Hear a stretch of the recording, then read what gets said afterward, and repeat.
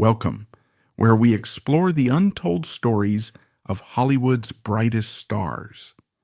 Today we're diving into the life of John Cazale, an actor who left an indelible mark on cinema despite a career spanning only 5 films.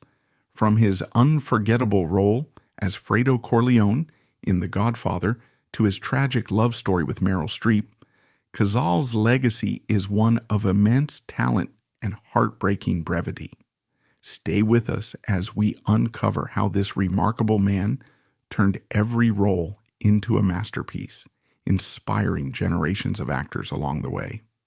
After John Cazale's untimely death, Dustin Hoffman approached his grieving girlfriend Meryl Streep with a proposal that many would consider shockingly inappropriate. Despite his tragically brief career, John Cazale achieved something no other actor has ever done. Every film he appeared in was nominated for the Academy Award for Best Picture. This unprecedented achievement was undoubtedly supported by his collaborations with celebrated directors and Hollywood's most prominent stars. However, what truly set Cazale apart was his ability to transform even the smallest roles into profoundly memorable characters. His talent, though undeniable, was overshadowed by the heartbreaking brevity of his life. John Cazale was born on August 12, 1935, and spent his early years moving between various towns in Massachusetts. From a young age, he harbored a clear and unwavering ambition to become an actor. While many aspiring performers of his generation were drawn to New York City for its abundant opportunities in theater and film, Cazale took an unconventional route. He chose to pursue his acting education in Ohio, enrolling at Oberlin College, an institution renowned for producing distinguished alumni, including Nobel Prize laureates and Rhodes Scholars. This decision was both surprising and pivotal, as the training he received there laid the foundation for his future in the arts. After completing his studies in Ohio, Cazale returned to his home state to further refine his craft at Boston University. By the time he left Boston, he was equipped with the skills and determination needed to embark on his professional acting career. However, like many struggling actors, Cazale had to juggle various jobs to support himself while chasing his dream. For a time, he worked as a taxi driver, navigating the bustling streets to make ends meet, all the while seeking opportunities to step onto the stage and showcase his talent. Cazale's journey from a determined young man in Massachusetts to a revered figure in Hollywood is a testament to his perseverance, talent, and the indelible mark he left on the world of cinema, even with such a tragically short window of time to do so. As Cazale balanced his life between day jobs and auditions, he began landing roles in theater productions, quickly earning praise for his exceptional performances. Critics lauded his stage presence, and his undeniable talent hinted at a promising future in the arts. Eventually, he decided to take the plunge and move to New York City, the heart of the acting world, to pursue his career further.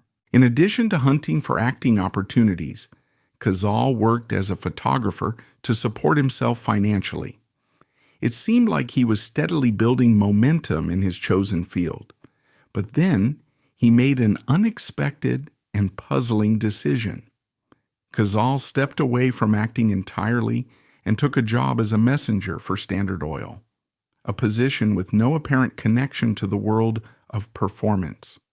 On the surface, this seemed like a step backward, perhaps even a sign that he was giving up on his aspirations. However, this unconventional choice turned out to be a pivotal moment in his life and career.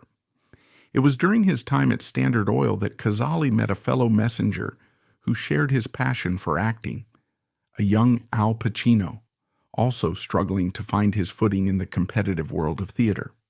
The two quickly struck up a close friendship, bonded by their shared dreams and struggles.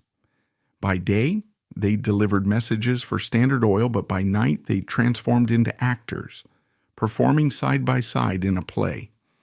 Their chemistry on stage was undeniable, and when the production moved from Waterford, Connecticut to New York City, it brought with it an unexpected opportunity. Both men were beginning to make names for themselves in the theater world, and a subtle rivalry seemed to emerge between them. They were friends, of course, but they were also performers, each eager to see how their talents measured up against the other. When award season rolled around, the question of who had the upper hand was answered definitively. Both Cazale and Pacino received Obie Awards for their performances. It was a triumphant moment for them individually and as collaborators. For Cazale, this achievement confirmed that his unconventional path had not only kept his acting career alive but propelled it to new heights. It also marked the beginning of a partnership with Pacino that would span multiple projects and shape the course of their careers. Having established himself as a force on the New York theater scene, Cazale was ready to explore new horizons. In 1968, he made his first significant foray into on-screen acting with a role on the hard-hitting ABC police drama NYPD, sharing the screen with emerging stars like Martin Sheen and Raul Julia.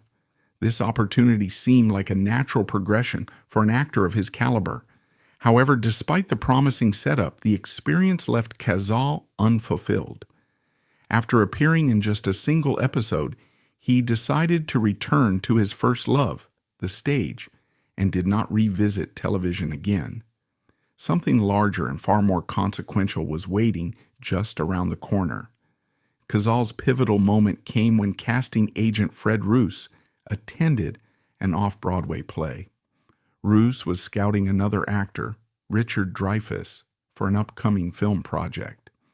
However, it was Cazale, performing alongside Dreyfuss, who captured Roos's attention. Impressed by Cazale's compelling stage presence and nuanced acting, Roos made an offer that would change Cazale's career forever. Though the part was not a leading role, it was tied to one of the most anticipated movies of its time, the cinematic adaptation of Mario Puzo's best-selling novel, The Godfather. Directed by Francis Ford Coppola, a rising talent in Hollywood, the film promised to be nothing short of monumental. When Cazale was cast as Fredo Corleone, the overlooked and insecure middle son of the Corleone family, he could hardly believe his fortune. Not only was he stepping into a project with immense potential, but he would also be acting alongside two individuals he deeply admired. His close friend Al Pacino was part of the cast, as was the legendary Marlon Brando, whom Cazale revered. However, as exciting as this opportunity was, it presented a significant challenge. Fredo's character, unlike his brothers Michael and Sonny, lacked charisma and competence. In lesser hands, Fredo could have become a one-dimensional caricature, comic relief in a tale of power and tragedy. Cazale's brilliance lay in how he transformed Fredo into a deeply human figure. He conveyed vulnerability, yearning, and pathos, elevating what could have been a forgettable role into one of the film's emotional cores. One particularly memorable moment occurred when Fredo tries to shield his father, Don Vito Corleone, during an assassination attempt. As his efforts fail and the patriarch is struck down, Fredo collapses into tears, his anguish capturing the audience's sympathy. It was scenes like this that turned Fredo into more than just the weak son, and showcased Cazale's extraordinary ability to infuse even small roles with profound depth. When The Godfather premiered, it was nothing short of a cultural phenomenon.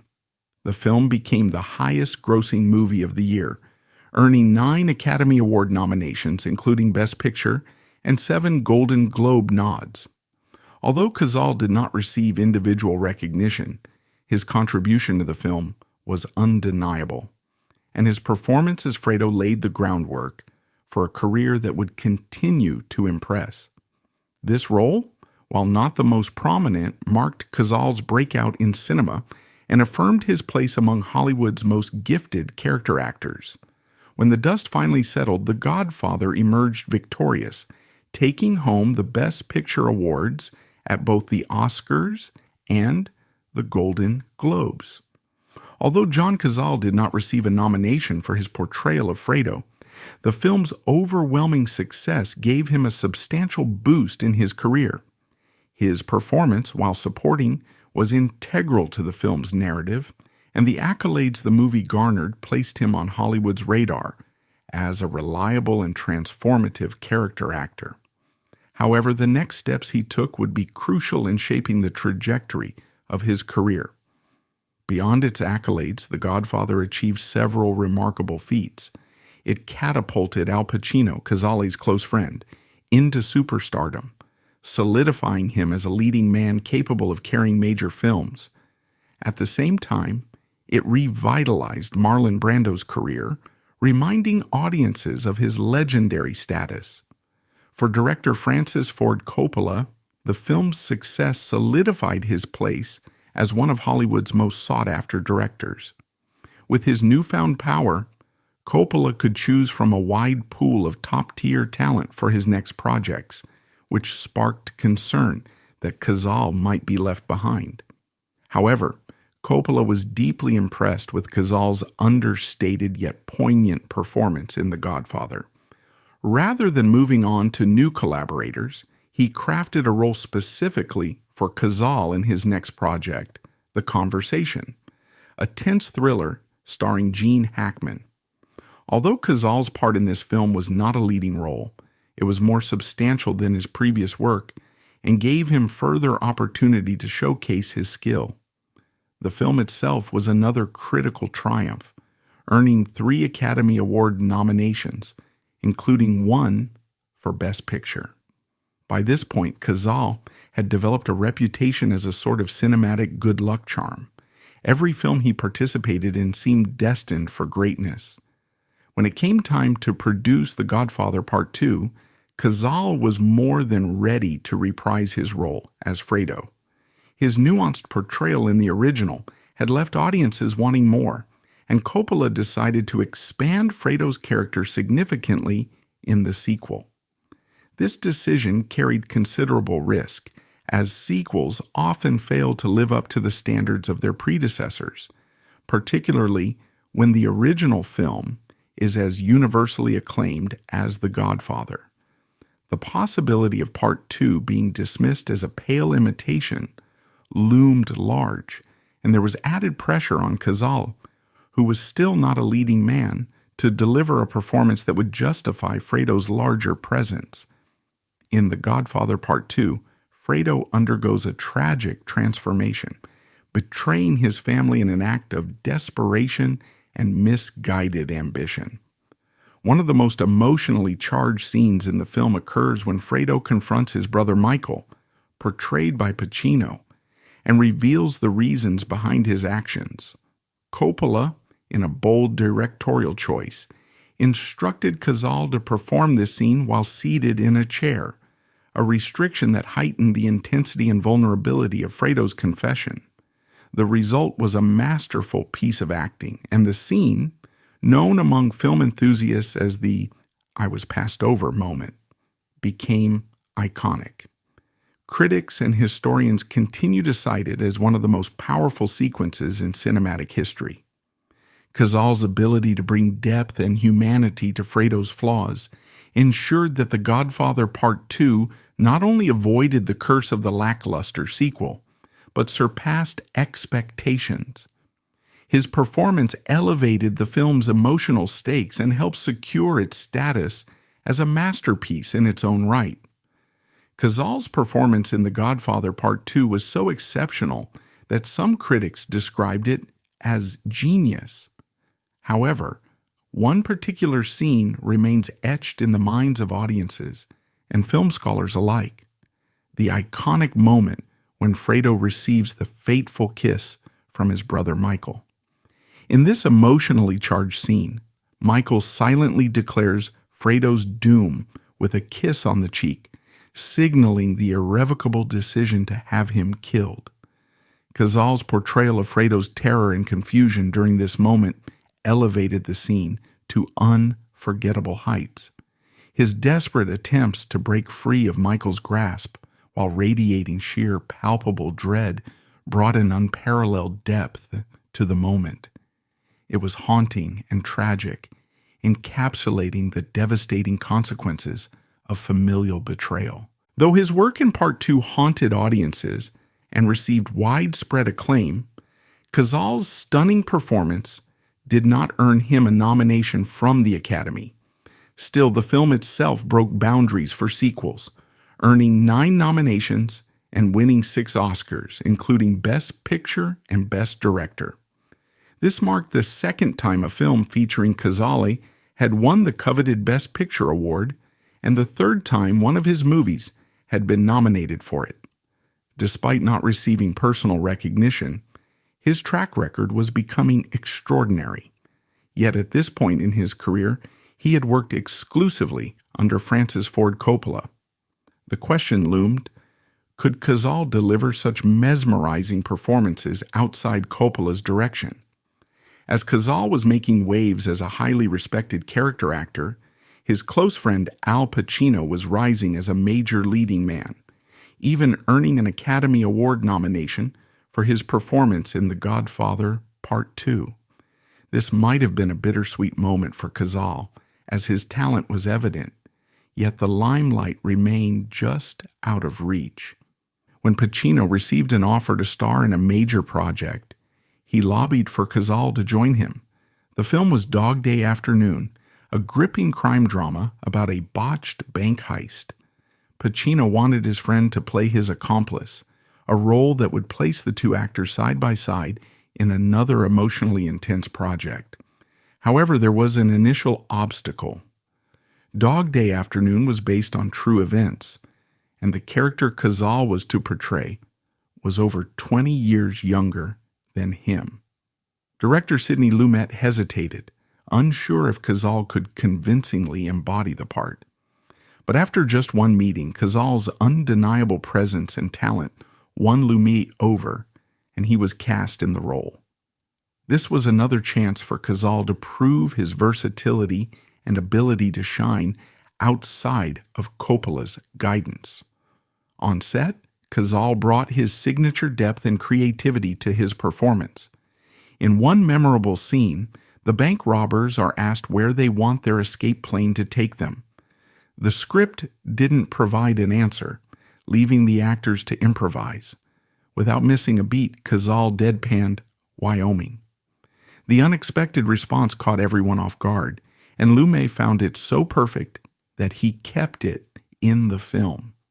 The improvised moments showcase not only Cazale's quick wit, but also his instinct for adding layers of humanity and authenticity to his characters. With Dog Day Afternoon, Cazale once again proved his ability to elevate a role, captivating audiences, and further solidifying his reputation as an actor whose contributions enriched every film he touched. Cazale's improvised line about Wyoming remained in the final cut of Dog Day Afternoon, and its humor added an unexpectedly human touch to the film. As the movie made its way to audiences and critics, Cazale could only hope that his work would be appreciated both by viewers and the Academy. True to form, Dog Day Afternoon earned widespread acclaim, securing nominations for Best Picture and Best Director, among others, at the Academy Awards. In total, the film received 6 nominations, but managed to win only 1. Although the Academy once again overlooked Cazale, his performance did not go entirely unrecognized. He earned a nomination for Best Supporting Actor at the Golden Globes. In a bittersweet twist, Cazale found himself competing against his co-star, Charles Durning, for the award. Ultimately, both lost to Richard Benjamin, leaving Cazale empty-handed once again. His disappointment was palpable. It seemed as though his immense talent would remain underappreciated on the award circuit. At that point, Cazale decided to step away from filmmaking, though this did not mean he was done with acting altogether. He returned to his first love, the stage, and reconnected with Al Pacino for a theatrical production that would reignite their friendly rivalry. The two appeared together in The Resistible Rise of Arturo Ui, a play that served as a test of their skills. By this time, Pacino had risen to superstardom, but Cazale remained an actor's actor, revered by those who worked with him. Critics, too, took notice. After seeing the production, a reviewer for The Village Voice boldly proclaimed that Cazale may be the finest actor in America today. Such praise was extraordinary and placed him, even if only momentarily, above Pacino in the eyes of the theater world. For Cazale, this recognition was likely a deeply affirming moment, inspiring him to take on even greater challenges. Eager to continue proving himself, Cazale moved on to one of the most demanding playwrights in the English language, William Shakespeare. He joined the cast of Measure for Measure in a production staged in New York's Central Park, a role that pushed his artistic boundaries. It was during this production that Cazale encountered a young actress who had recently graduated from the Yale School of Drama. Her talent was immediately evident, and Cazale was so impressed that he told Pacino he had met the greatest actress in the history of the world. This actress was none other than Meryl Streep. What began as professional admiration soon blossomed into something much deeper. The two actors, each possessing remarkable skill and dedication to their craft, quickly developed a close bond while working on Measure for Measure. Their shared passion for acting and natural chemistry fueled what would become a passionate and serious relationship. Before long, they moved in together, their lives becoming intertwined both personally and professionally. Though neither of them could have known it at the time, this relationship would shape their lives in profound and lasting ways. Cazale's influence on Streep extended far beyond their personal relationship and left a lasting imprint on her artistic approach.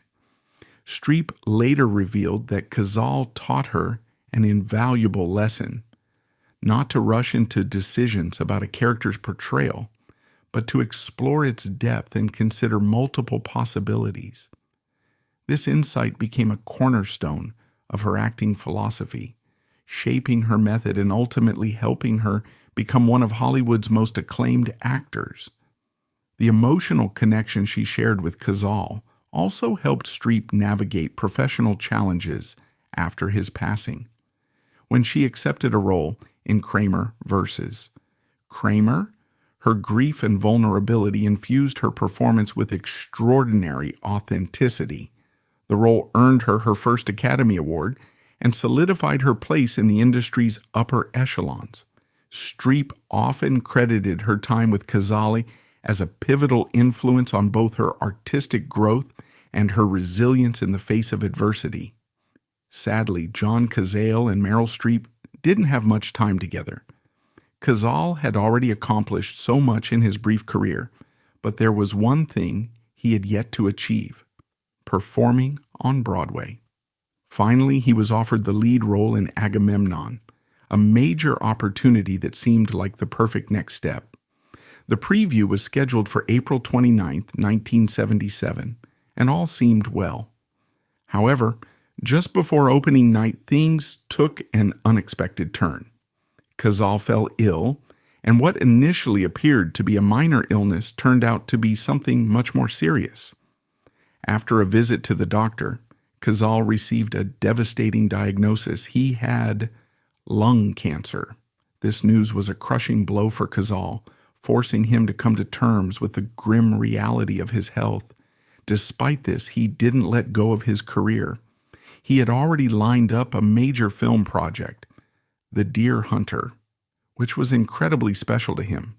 Not only was the film a significant project in its own right, but it also meant he would be working again with Robert De Niro, his co-star from The Godfather Part II. Everything was set, except for one thing. Cazale was determined to continue with the film, despite his battle with cancer, but the reality of acting in such an intense role while battling a terminal illness was daunting. Streep, ever supportive, stood by Cazale through this difficult time. Even though she was just starting her own career, she chose to take on a minor role in the film, a small generic part of a girlfriend character, simply to be close to him during the production. The director, Michael Cimino, was committed to getting Cazale's scenes filmed before his illness made it impossible for him to continue. However, there was a significant issue. Cimino didn't want the studio to know about Cazale's diagnosis, hoping to avoid complications. But inevitably, Universal Pictures found out about his condition, and their immediate reaction was to consider replacing him. Upon hearing that Universal might replace him, Meryl Streep took an extraordinary step to support Cazale. She offered to quit the film entirely, believing that her departure might convince the studio to keep him in the role. This act of loyalty made Universal reconsider, but another hurdle arose. How could they ensure Cazale, given his diagnosis? With the added risk of his cancer, the insurance costs would be astronomical, and Universal was hesitant to cover the expense. Streep, still early in her career, didn't have the financial means to help. It was at this point that Robert De Niro, ever the loyal friend, stepped in. He offered to personally cover the insurance costs for Cazale, ensuring that he could remain in the film. Thanks to De Niro's generosity, Cazale was able to continue his work on The Deer Hunter, despite his failing health. This act of solidarity allowed Cazale to finish what would become one of his most iconic roles, all while battling a devastating illness that would ultimately claim his life. John Cazale, despite his battle with terminal cancer, was determined to prove that his illness would not define or diminish his work.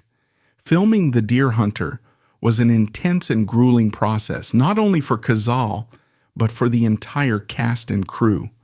Among the film's most harrowing scenes is the infamous Russian roulette sequence, where the characters face life or death stakes.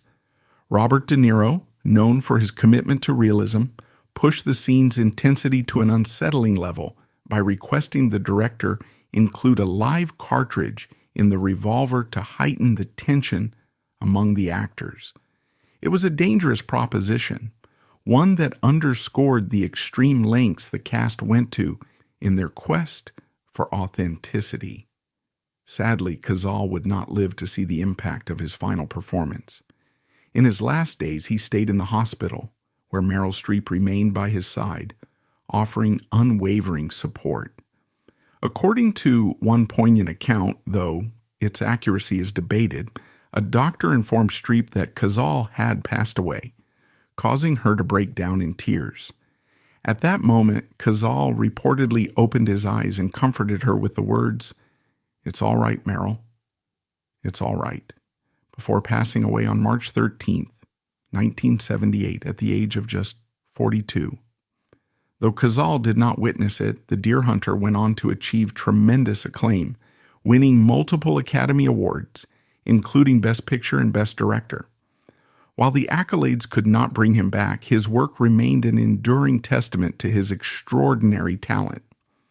While Cazale's legacy is firmly cemented through his iconic roles, his untimely death robbed him of the chance to explore new creative avenues and participate in future projects. Reports suggest that he had expressed interest in pursuing more lead roles, particularly in theater, where his acting prowess had always shone brightly.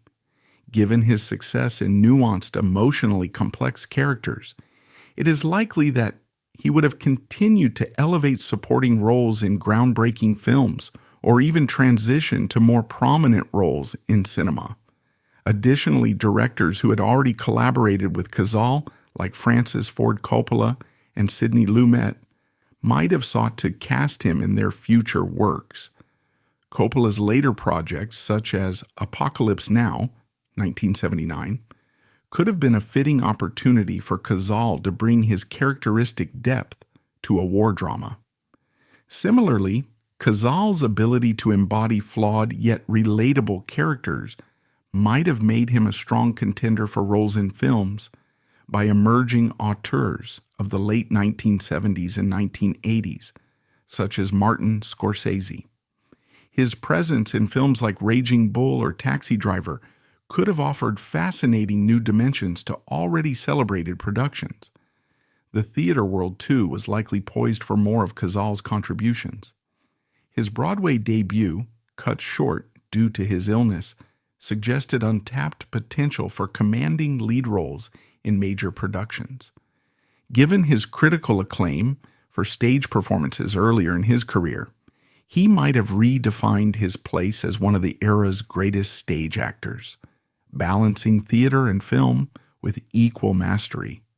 For Streep, the loss of Cazale was devastating, but she channeled her grief into her craft. Shortly after his passing, Dustin Hoffman persuaded her to take a role in Kramer vs. Kramer, believing that her emotional vulnerability would bring authenticity to her performance. While some criticized Hoffman's approach as exploitative, the role ultimately earned Streep her first Oscar, launching her into the upper echelons of Hollywood. Beyond the emotional impact of their relationship, Cazale's influence on Streep as an artist was profound. She later reflected that he had taught her to slow down and explore a character's complexity rather than rushing into decisions. This lesson became a cornerstone of her legendary career. Cazale's impact extended far beyond Streep. Other actors, including Michael Fassbender, Philip Seymour Hoffman, Sam Rockwell, and Steve Buscemi, have cited him as a major influence, particularly for his ability to elevate supporting roles. Like Cazale, these performers have built careers on delivering nuanced and memorable portrayals of deeply human characters. Despite appearing in only 5 films, all of which were nominated for Best Picture, Cazale's legacy continues to resonate. In 1984, his contributions to the arts were immortalized with the dedication of the McGinn-Cazale Theater in New York City, named in honor of both him and fellow actor Walter McGinn. Though Cazale never won an Academy Award, he displayed remarkable wisdom when asked about this omission during his lifetime, stating that what mattered most was the work itself and its ability to connect with audiences. His characters, often flawed, vulnerable, and struggling, resonated because of their authenticity. Film critic Jackson Arne once remarked that Cazale was unparalleled in portraying characters who were weak, awkward, and morally compromised, yet profoundly relatable. His unique physical appearance, described by Steve Buscemi as strangely compelling, added to his ability to embody these roles. Arne famously described Cazale's eyes as black holes from which no light returned, capturing the haunting quality that made his performances unforgettable. Despite his often intense on-screen personas, those who knew Cazale in real life described him as gentle, kind, and deeply loved by his collaborators. Directors like Joseph Papp and Francis Ford Coppola repeatedly cast him, and his co-stars, most notably Al Pacino, formed enduring bonds with him. Pacino, who worked with Cazale on 3 films and multiple stage productions, openly called him his acting partner, declaring after his death that Cazale was one of the greatest actors of all time. In 2009, Brett Ratner directed a documentary, I Knew It Was You, Rediscovering John Cazale, which explored his remarkable yet brief career. The title, taken from one of the Godfather Part II's most iconic lines, highlights Cazale's lasting impact on cinema. Tragically, a line from Dog Day Afternoon, in which his character warns a bank employee about the dangers of smoking and lung cancer, has an eerie resonance given his own death from the disease. Cazale's eulogy, written by playwright Israel Horovitz, celebrated him as a small perfection and imagined him joining the likes of James Dean, Sarah Bernhardt, and Groucho Marx in the afterlife. While his time was short, Cazale's legacy lives on in the performances, the lessons he imparted, and the countless lives he touched, ensuring he will never be forgotten. John Cazale may have had a short career, but his influence on cinema is timeless. Through his dedication, talent, and unforgettable performances, he showed us the power of truly inhabiting a character. If you were inspired by this story or learned something new today, don't forget to like, share, and subscribe to your channel name for more deep dives into Hollywood's most fascinating figures. Let us know in the comments which Cazale performance left the greatest impression on you. Thanks for watching, and we'll see you in the next video.